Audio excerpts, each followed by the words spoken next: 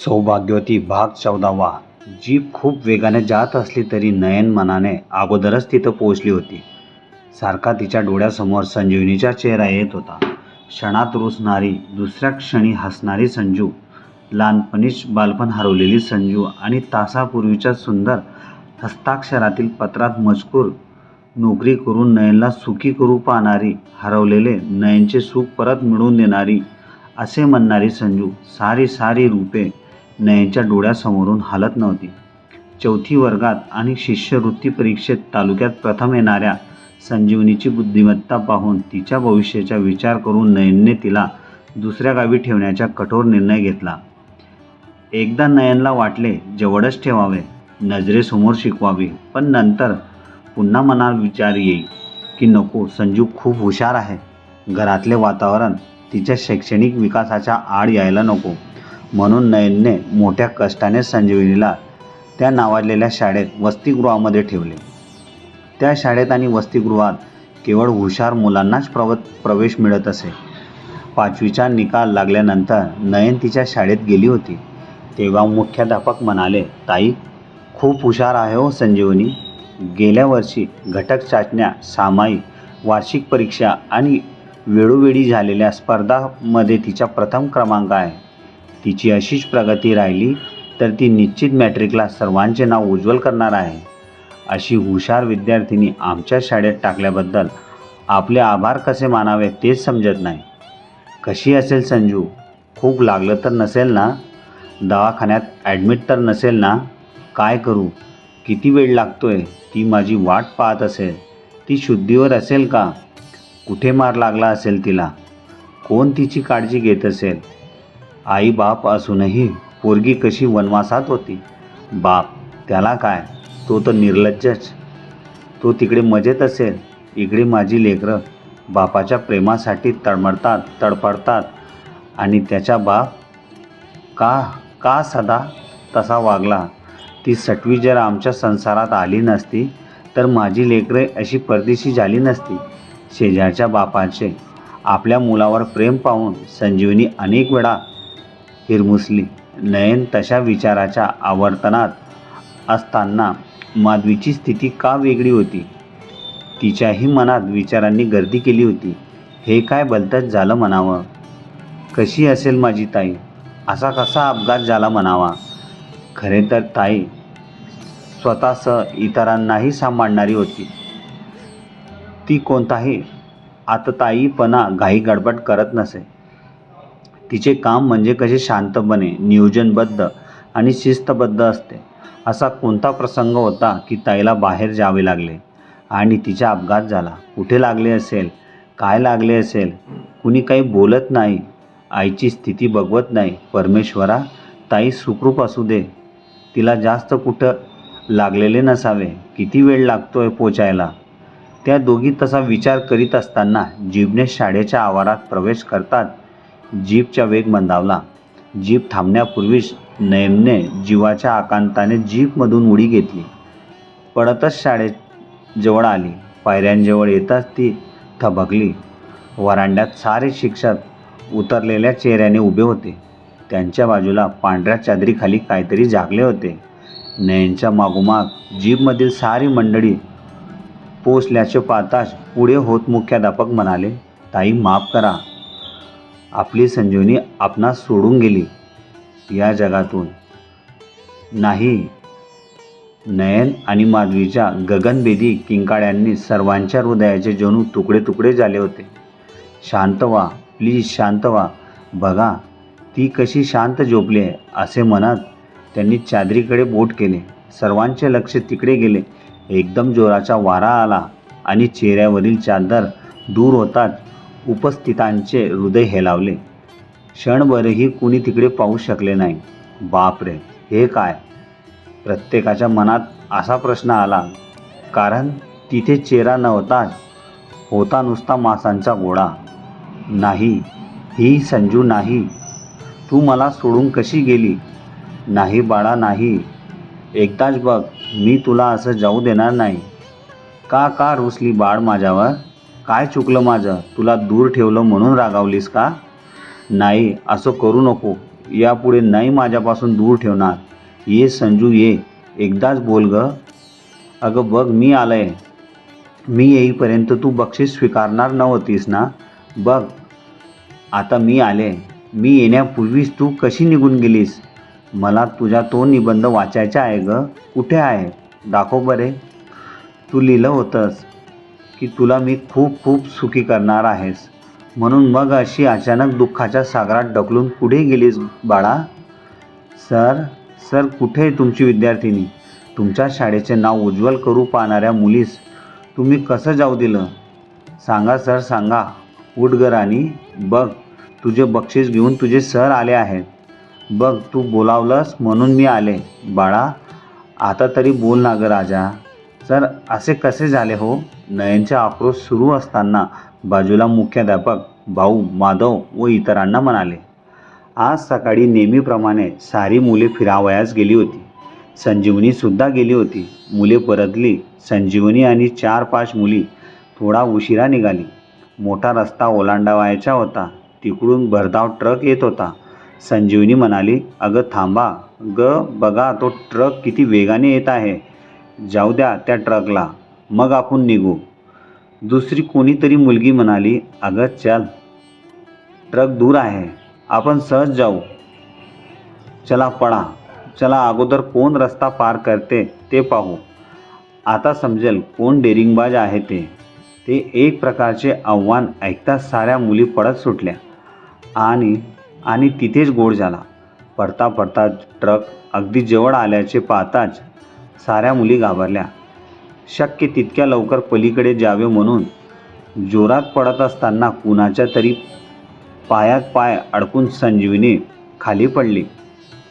ती जीवाच्या आकांताने उठायची धडपड करीत असतानाच तो ट्रक तिच्या अंगावरून गेला. तिच्या तोंडातून किंकाळी तर सोडा पण साधा आवाजही निघाला नाही. संजीवनी पुन्हा उठलीच नाही. त्याच वेळी सारा खेळ आटोपला होता. पंचनामा पोस्टमार्टमानंतर थोडा वेळापूर्वीच बॉडीवर ताबा मिळाला आहे. ही सारी कागदपत्रे म्हणत त्यांनी काही कागदपत्रे भाऊंच्या हातात दिली आणि सुटकेचा निश्वास घेतला. त्यांच्यापासून हाताच्या अंतरावर नयन आणि माधवीचा आक्रोश पाहावत नव्हता. दगडाला पाझर फुटेल असा सारांचे डोळे पाणावले होते. उठ संजू उठ. एकदा आई म्हण. तुला पुन्हा इथे ठेवणार नाही. चल अमरावतीला. माझ्या शाळेत तुझे नाव घालू. वाटले तर वेगळे घर करू. पण बाळे असे रागवू नको ग. बघ बघ तुझी लाडकी माधव पण आली आहे ग. ताई अगं अशी का करतेस ग. आम्हाला का बोलत नाहीस ग.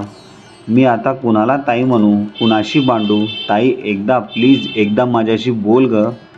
नयन अगं नयन शोक आवर. झाले ते झाले. आता आपणास निघायला हवे. भाऊ म्हणाले. नाही मी सोडून येणार नाही. देव का छळतोय मला. आमचा आधार हिरावून घेतला. वयच काय होते माझ्या बाडीचे. शांत हो बरे. नयन तूच असा धीर सोडला तर माधवीला कोण सांभाळेल. आता पुढे कसं. घरी तरी कसं न्यावं. असे विचारणाऱ्या भाऊंनी मुख्याध्यापकांकडे पाहिलं. तितक्यात तेथे आलेल्या मोटारसायकलीवरून उतरलेल्या फौजदारांनी विचारले, आले का पालक हो. मुख्याध्यापक म्हणाले, जीप आणली आहे का. कुठे अमरावती नेणार आहेत का. पण नेणार कसे. फौजदारांनी विचारले. तेच मी म्हणतोय साहेब. तिकडे नेण्यापेक्षा इथेच व्यवस्था होईल का. ते बरे होईल. भाऊंनी विचारले. तसे काही क्षण विचार करून फौजदार म्हणाले, ठीक आहे करूया व्यवस्था आपण. अर्धा तासानंतर सारे स्मशान घाटावर पोचले. तोपर्यंत फौजदारांच्या नियोजनातून खड्डा तयार झाला होता. माधवने धरून ठेवलेल्या नयनचा टाहो सर्वांचीच मने हेलावत होता. भाऊंनी इतरांच्या साहाय्याने संजीवनीला उचलले. भाऊ तुमचे हात बाटतील. जन्मल्यापासून कधी तिला बोट लावलं नाही हो तुम्ही. माझ्या लेकरांना कधीतरी तिला प्रेमाच्या कौतुकाचा शब्द बोलला नाही. उचलून कडेवर घेतलं नाही. मग आजच हा प्रेम का उफाळून आलं. आज मूठ माती द्यायला कसे धावलात तुम्ही. त्या परिस्थितीतही जिभेवर आलेले असे शब्द नयनने मोठ्या मुश्किलीने आतच दाबले. काही क्षणात तो खड्डा मातीने भरला. तिथे तिची संजीवनी शांत झोपली होती. दुःखी मनाने आक्रंदत बडबडे नयन जीपमध्ये बसली. तो भाग नजरेआड होईपर्यंत तिचे लक्ष त्या जागेवर होते. जीपने वळण घेतले तरी चिरनिद्रा घेत असलेल्या संजीवनी अनेक रूपे नयनच्या डोळ्यासमोर येत होती. जीप घरासमोर थांबली. घरातील सारी मंडळी लगबगीने बाहेर आली. तोवर शहरातले पाहुणे, गायतोंडे, बाईजी आणि काही शिक्षक बसून होते. उतरणाऱ्यांची चाल आणि चेहरे स्पष्ट सांगत होते. तरीही अनेकांच्या प्रश्नार्थक नजरेस माधवने उत्तर दिले. सारे संपले. ट्रक खाली सापडून संजूचा मृत्यू झाला नाही. क्षणाचं रुंदन सुरू झाले. आई समोर येताच नयन हमसू हमसू रडत तिच्या गळ्यात पडली.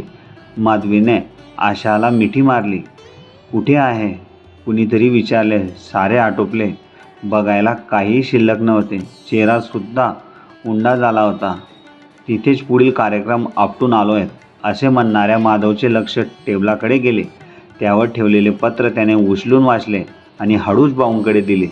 दुःखाच्या सागरात सापडलेल्या नयनला केस हारलो असे सांगण्याचे धैर्य भाऊंना झाले नाही. नागपूरहून आलेल्या वकिलांचे पत्र त्यांनी खिशात कोंबले. मार्च महिन्यातले भर दुपारचे रखरखते ऊन, सूर्यदेव आपल्या किरणाद्वारे जणू आगीचे लोळ फेकत होते. त्यांच्यातून रुद्र अवतार सहन होत नव्हता. घरात बसून जनता सूर्याचे ते रूप अनुभवत होती.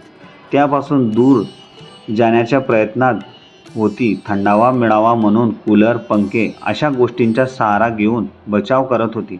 परंतु ज्यांचे पोट हातवार आहे असे लोक सूर्याला सामोरे जाताना स्वतःच्याच घामाने शरीराची आग थंड करीत होते. ऊन नको म्हणणारे लोकही कामासाठी बाहेर पडत होते. नयन तिच्या कार्यालयात बसून होती. शाळा सुटायला थोडा वेळ बाकी असताना गायतोंडे आत येत म्हणाले, काय ताई, कसला विचार चालू आहे? विचाराशिवाय माझ्या जीवनात दुसरे आहेच काय? विचार हीच माझी शिदोरी आहे. एक आशा होती, तीही मावळली आता. निसर्गापुढे कुणाचे काहीच चालत नाही, हेच खरे. संजीवनीच्या मृत्यूचा मोठा आघात सहन केला त्यावेळी वाटायचे की माझीही अंत व्हावा. पण नाही ताई, तुम्ही विचारी आहात. अनेक प्रसंगी तावून सुलाखून निघाला आहात. असे अविचार यापुढे मनातही आणू नका. माधवीकडे पहा. ती आता तरुण होते. तिला या काळातच तुमची खरी गरज आहे. भाऊ म्हणूनच पाय आखडतात माझे. तसे विचार मनात येतच माधवी समोर येते आणि तो हेतू दाबावा लागतो माझ्या मनातल्या मनात. ताई, केसच्या निकालाचे काय झाले?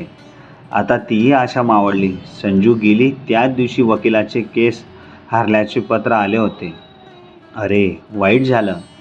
तो तुमची किती परीक्षा घेणार ते देवच जाणे. केसचा निकाल तुमच्या बाजूने लागला असता तर मिळणाऱ्या पैशातून चांगलं ठिकाण पाहून माधवीच्या लग्नासाठी त्याचा उपयोग झाला असता. आलिया बोगासी असावे सादर. सदाशिवला नशिबानेही साथ दिली. भाऊ जिथे स्वतःचा नवरा, जवळचे नातेवाईक परीक्षा घेत आहेत, तेथे त्याच्या परीक्षेचे काय? आणखी काय पाहायचे आहे नशिबात, देव जाणे. नयन बोलत असताना शाळा सुटल्याची घंटा वाजली. नयन घरी आली, स्वयंपाक केला आणि ताट वाढून घेऊन एकटीच जेवायला बसली. बैठकीत आई दूरदर्शन पाहत होती. ती आणि तिचे विश्व जणू वेगळेच होते. सकाळी देवपूजा झाल्यानंतर ती जे दूरदर्शन समोर बसे ते रात्री झोप येईपर्यंत. कुणी चहा दिला तर पिला, नाहीतर जेवणाची वेळ होईपर्यंत दाताला दात लावून ती दूरदर्शन समोर बसून राहत असे. त्यातले तिला किती कळायचे आणि किती नाही हे तिलाच माहिती. परंतु घरातले तिचे स्थान तिने तसे मर्यादित केले होते. लग्न होऊन आल्यावर सुरुवातीला मीराने तिची वरवर केली. परंतु जसजशी घरातली सारी सूत्रे तिच्या हातात आली, माधवला हळूहळू ताटाखालचे मांजर बनवताना भाऊवरही तिने हलके ताबा मिळवला. आणि आईची उठबस आणि खाणेपिणे तिने स्वतःच्या मर्जीने सुरू केले. भाईजी नेहमी म्हणे त्याचप्रमाणे सून सासूला म्हणजे एक स्त्री दुसऱ्या स्त्रीला छळत होती. दुसरीकडे आईनेही सर्वच कामातून अंग काढून घेतले. कुणी एखादा शब्द बोलले तर तिच्याकडून तसाच शाब्दिक प्रतिसाद मिळत असे. एरवी ती शांतपणे सारे टकमक टकमक पाहतच बसायची.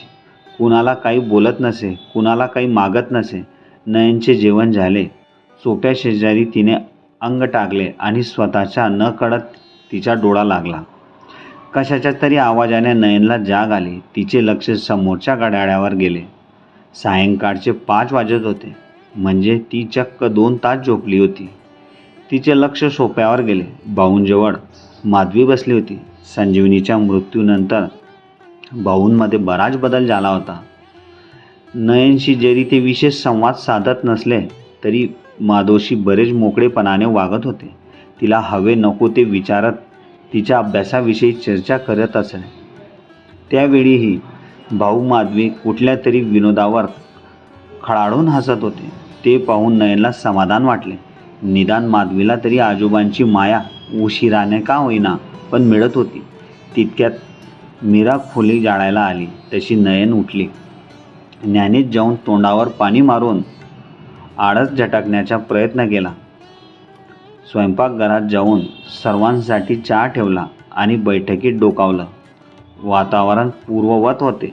भाऊ माधवी हास्य विनोदात दंग होते. नयनने बारकाईने पाहिले. भाऊंच्या शरीराची सुटलेली गोलाई तिच्या लक्षात आली. गावाकडचे भाऊ फार बदलले होते. एक वेगळीच झळाळी आगळे तेज त्यांच्या अंगावर चमकत होते. भाऊंचे मूळचे रूप तेजोमय दिसत होते. चहा खडखड उकळून लागला तशा नयनच्या विचारांनाही उकळ्या फुटू लागल्या. मीरा सासऱ्याला बिलकुल दुखवत नव्हती. उलट त्यांचे सारे वेळेवर करीत असे. एक वेळ माधवला टाळायची. त्यांची कामे त्याला स्वतःला करायला लावायची. परंतु भाऊंच्या साऱ्या वेळा सांभाळताना काही कमी पडू देत नसे.